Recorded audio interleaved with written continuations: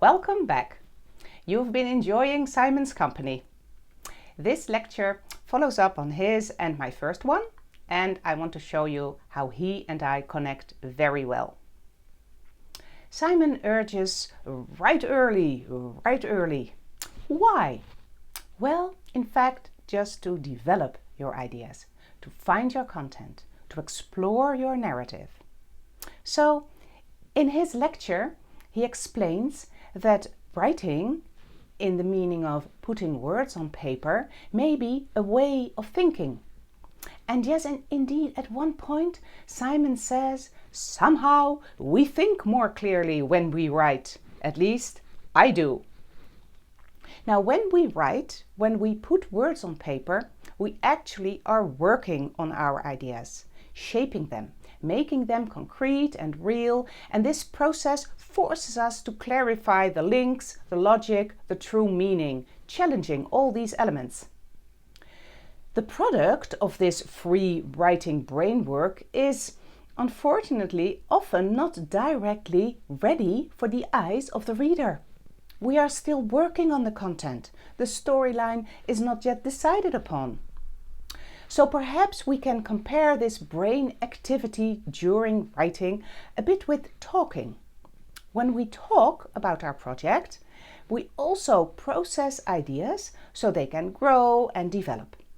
The talking thing will turn out to be very important in the writing process for more reasons, and we will deal with that later. For now, let's turn to Simon and me. It's indeed a happy marriage. That's what I say. Look how his viewpoint blends with mine. His pre or free writing is in fact a content finding stage. So, and for this reason, I often advise authors to work in separate documents. One document is their free writing document. Here you can sketch all your ideas, your premature paragraphs in rough text that is meant to help you sharpen your thoughts and find your key ideas.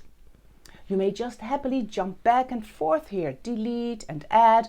No one will ever get to read these sentences. They are your brain matter. Now, the other document is growing from a carefully crafted design. You really need an outline, a plan in which you can locate the blocks of information, the small paragraphs that may originate from the free writing document, of course, or you could leave them out. So working with separate documents at the same time can really help you to accelerate your writing process. Free writing frees you from your inner critical eye for issues of shape and grammar. The paper itself, as I've just said, it should really grow from a plan. And that's where the imaginary reader comes in to help you. You can profit a lot from the eyes and the brain of the reader in setting up an outline.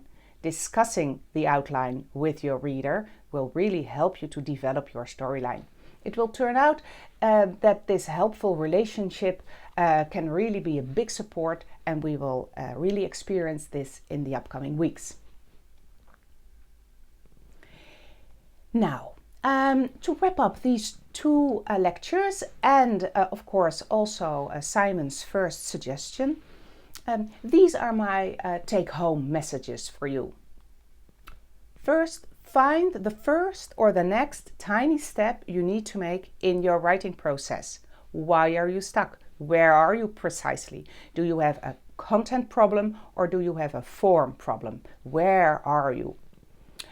Start out with making a mind map, a flow chart, an infographic, or a sketch of your project.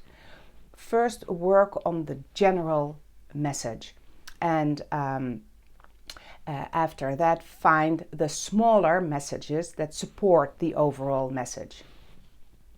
Always be aware of the stage you're in. Searching for content, searching for form.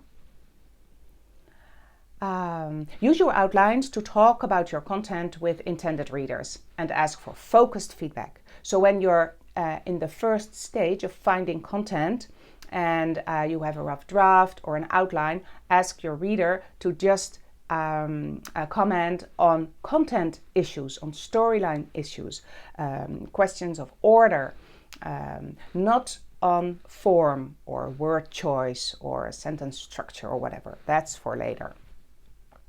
Ask for feedback on the content in an early stage, very important. And my final advice, save the grammar, spelling and punctuation absolutely for the last stages. Okay, well, I hope you feel inspired to start writing, and for every step in this process, our course will give you additional advice, tips and tools.